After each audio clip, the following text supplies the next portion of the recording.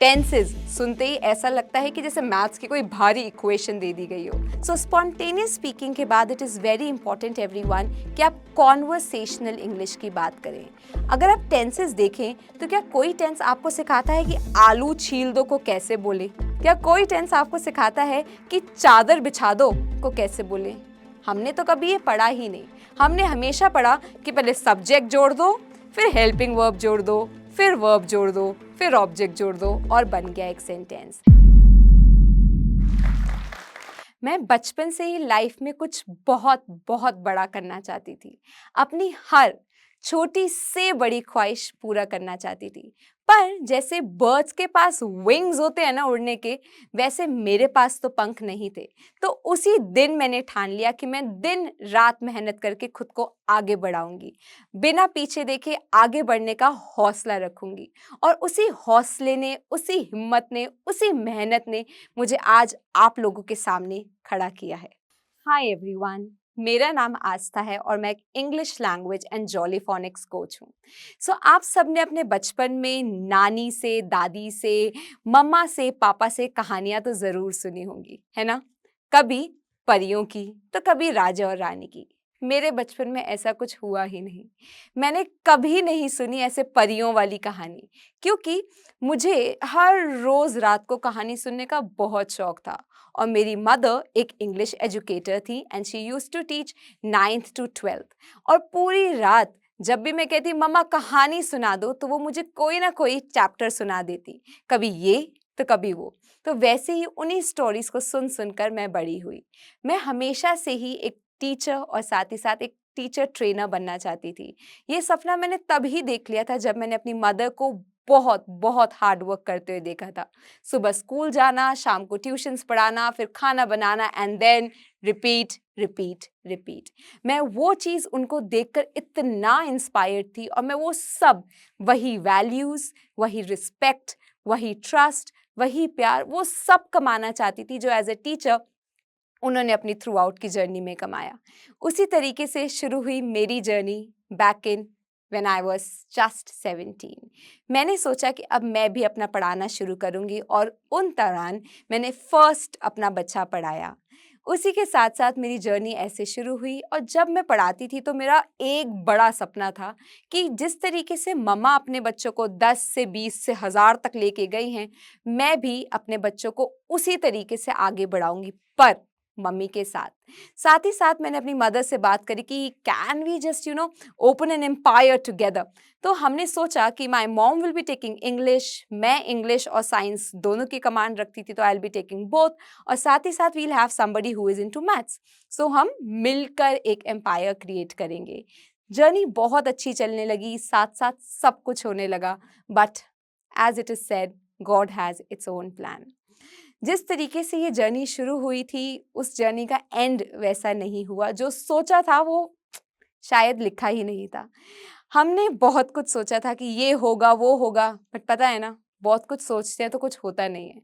सो धीरे धीरे जब ये जर्नी शुरू हुई, so my mom got cancer.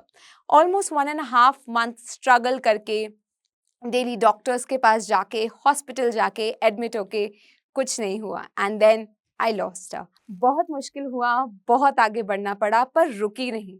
ये सोचा कि अगर आज मैं बैठ जाऊंगी तो उनका सपना कौन पूरा करेगा? कौन पूरा करेगा ये सपना जो ये सोच रहा था कि हम सारे बच्चों को, नॉट ओनली जस्ट इंडिया, सबको इंग्लिश में कॉन्फिडेंट कर देंगे। सिर्फ कॉन्फिडेंट ही नहीं, लोगों के और बच्चों के डर में जो डर होता है, उनके मन में जो डर होता है, उसे गायब कर देंगे। टेंसेज सुनते ही ऐसा लगता है कि जैसे मैथ्स की कोई भारी इक्वेशन दे दी गई हो। तो हमने उस दिन ठान ली थी कि ऐसा कुछ नहीं होगा, कोई बच्चा रटेगा नहीं, जब तक समझेंगे नहीं तब तक पढ़ेंगे नहीं। तो उसी के साथ मैंने वापस से ज़ीरो से शुरू करी अपनी जर्नी एंड फिर एक, फिर दो, और करते करते कब 50, 100 और हज़ारों बच्चे, हज़ारों मदर्स, हज़ारों टीचर्स, ट्रेनर्स मेरे साथ जुड़े, वो जर्नी पता ही नहीं लगी। उस दिन मैंने ये समझा कि जब तक आप अंदर से स्ट्रांग नहीं है ना, कोई पहली तारीख आपकी मदद नहीं कर सकती। आपको अंदर से बहुत बहुत स्ट्रांग होने की ज़रूरत है अगर आप लाइफ में कुछ अचीव करना चाहते हैं। और यही सेम हाल इंग्लिश कम्युनिकेशन का भी है। जब तक आप अंदर से नहीं ठान लेते कि मैंने आज करना है, आप कभी नहीं कर पाएंगे। जैसे कि इस लाइफ में, इस पूरे वर्ल्ड में जैसे सबके डिफरेंट फिंगरप्रिंट्स, थंबप्रिंट्स होते हैं, सिमिलरली सबका पढ़ने का, समझने का भी तरीका डिफरेंट होता है। ज़रूरी नहीं अगर आज मैं आपको एक टिप दूं कि चलिए आप 10 बार न्यूज़पेपर पढ़िए या रोज़ 5 वर्ड्स डिक्शनरी के कर लीजिए या फिर आप रीडिंग करें, राइटिंग करें, उससे आपकी इंग्लिश बहुत अच्छी हो जाएगी। ये ज़रूरी नहीं है। सबके पढ़ने, समझने का तरीका बहुत अलग होता है। कुछ लोगों को सुनकर समझ आता है, कुछ लोगों को पढ़कर समझ आता है और यहाँ ही कुछ लोगों को सुनकर समझ आता है। उसी के साथ हमने ठान लिया कि हम कोई भी ऐसा मेथोडोलॉजी नहीं क्रिएट करेंगे जहाँ से यही हो कि न्यूज़पेपर पढ़ें या फिर वही ले मिरर के सामने खड़े हो जाएं और वो सब चीज़ें करें। साथ ही साथ ये जर्नी फिर शुरू हुई और मैंने अपनी ट्रेनिंग भी शुरू करी। बैक इन 2019 अगर हम चलें, जब मैंने अपना फर्स्ट स्कूल ज्वाइन किया, वहाँ पर मैंने सीखा कि कभी भी किसी भी बच्चे, किसी भी एडल्ट की पढ़ने की क्षमता सेम नहीं होती। आप सबको सेम चीज़ पे नहीं खड़ा कर सकते। जैसे आपने सुना भी होगा, एक मंकी और एक फिश दोनों सेम क्वालिटीज़ को सिग्निफाई नहीं करते। साथ ही साथ मैंने ये सीखा और ये भी जाना कि around 85% of people, not only just in India, through out the world, spontaneous speaking से डरते हैं। आप, मैं और हम सब, किसी को अभी बोल दो कि कुछ बोले तो सब ऊपर नीचे हो जाते हैं। नॉट ओनली जस्ट इंग्लिश, आप किसी और लैंग्वेज की भी बात करें तो आप डर जाते हैं। हमें समझ ही नहीं आता, हमारे पेट में गुड़गुड़ होती है, हमारे पैर शेक होने लगते हैं और हमें समझ ही नहीं आता कि हम बोले क्या। उसी तरीके से मैंने ये सीखा कि जब भी आप स्पॉन्टेनियस ट्रेनिंग के अंदर हों, जब आपको ऑन द स्पॉट कुछ बोलने को दे दिया जाए, तो it is very very important to stay calm, stay composed और आप अपने से बात करें कि आप ये ना सोचें कि लोग क्या सोच रहे हैं।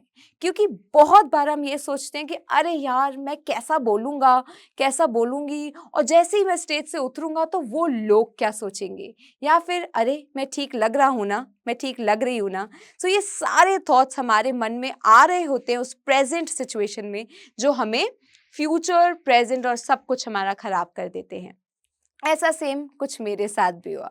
मैं भी बहुत घबराई, मैं भी बहुत डरी और मेरी भी हालत थोड़ी-सी टाइट थी।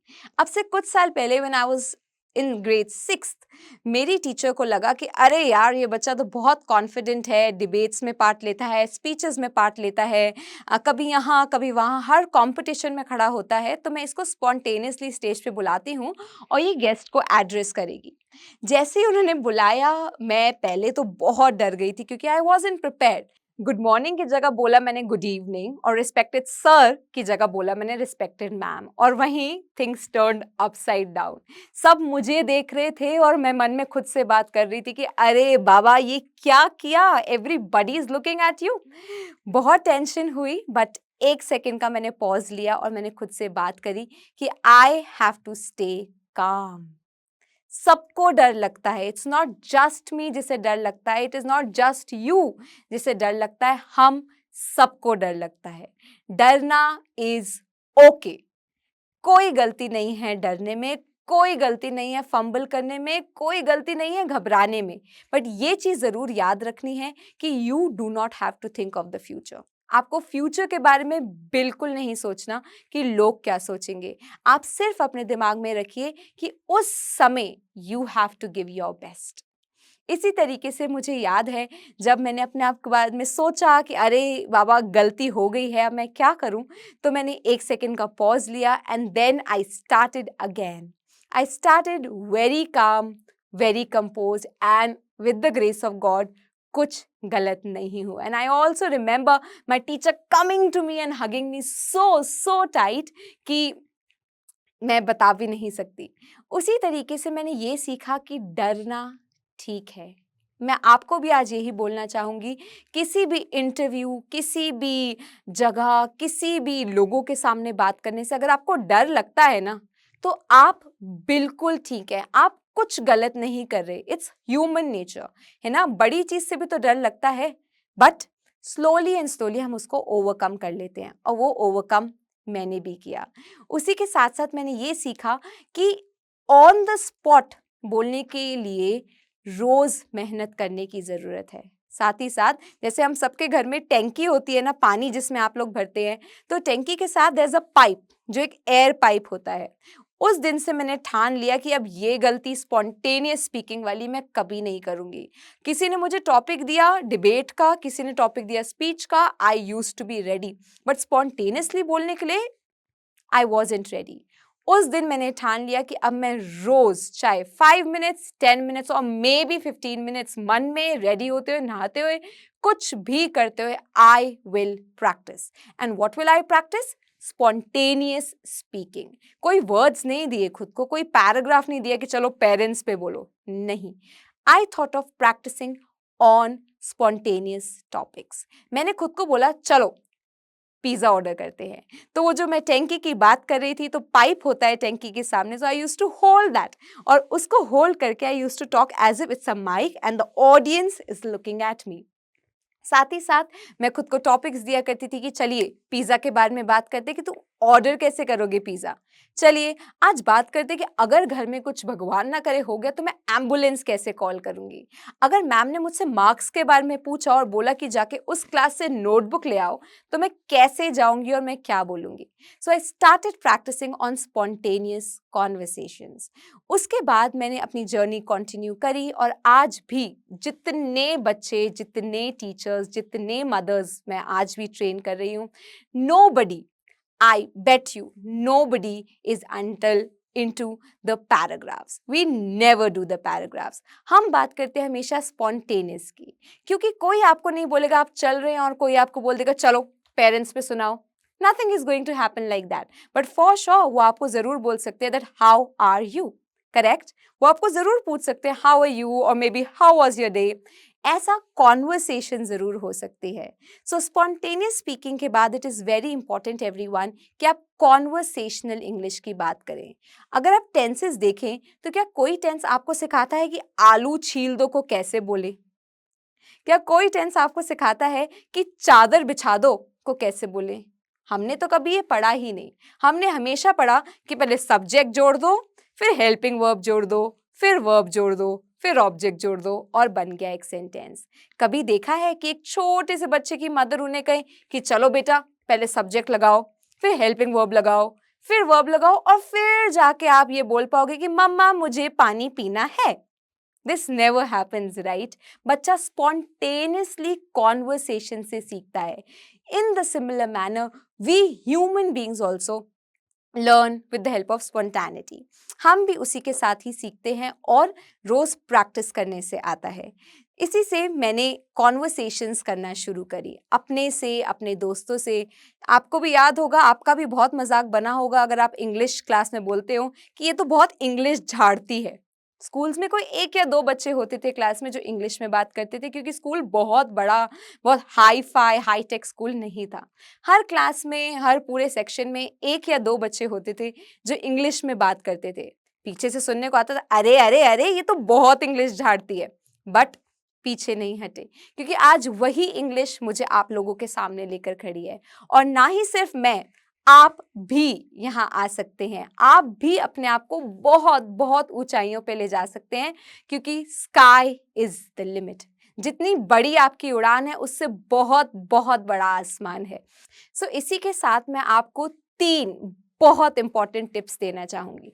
पहला टिप, प्रैक्टिस करें every day, that to conversational English. आप उस इंग्लिश की प्रैक्टिस करें जो रोजमर्रा में आपके काम आती है। टॉपिक्स पे प्रैक्टिस ना करें, because nobody is going to ask you randomly. आप उन चीज़ों की बात करें कि अगर आप किसी से मिल रहे हैं तो आप कैसे मिलेंगे, अगर आप किसी डिनर के लिए बैठे हैं तो आप वहाँ पे क्या बात करेंगे, अगर आप स्कूल जा रहे हैं तो आप क्या बात करेंगे। So it is very very important to practice conversational English. दूसरा, बहुत बार ऐसा होता है कि हमारे घर में ही हमारे पास कोई नहीं होता जिससे आप कम्युनिकेट कर सकें, बात कर सकें, तो हमें लगता है कि अरे यार करूँ कैसे? So for that you can also download जोश स्किल्स ऐप, जहाँ पे you can have a partner और आपका पार्टनर आपकी बहुत मदद कर सकता है, क्योंकि घर में अगर सराउंडिंग नहीं है तो बनानी तो पड़ेगी ना. So then it can help you a lot in building maybe your personality, maybe your communication skills, maybe your grammar and what not. And third चीज़ में जो आपको बोलूँगी, एक ही दिन ये ना सोचे कि मैं आज से ट ट ट ट ट इंग्लिश बोलने लगूंगा. ऐसा नहीं होगा. जब आप बात करना शुरू कर रहे हैं तो आप पहले हिंदी और इंग्लिश को मिक्स करके बात करें. कुछ वर्ड्स हिंदी, कुछ वर्ड्स इंग्लिश. इससे क्या होगा, आपका कॉन्फिडेंस बिल्ड होगा कि आप भी बोल सकते हैं. जैसे ही आपको लगे कि आप कॉन्फिडेंट हो गए in the mixture of Hindi and English, आप शुरू करें more of English and less of Hindi. ज़्यादा इंग्लिश के बारे में बात करें और कम हिंदी के बारे में. And gradually it can be 100% English. और साथ ही साथ खुद को आप एक एडवांस्ड स्पीकर दिखाना चाहते हैं तो आप कुछ अपने बेसिक सेंटेंसेस को भी चेंज कर सकते हैं. जैसे कि अगर कोई आपसे पूछे कि आप कैसे हैं, rather than saying I am fine, आप ये भी तो कह सकते हैं आई एम कीपिंग वेल.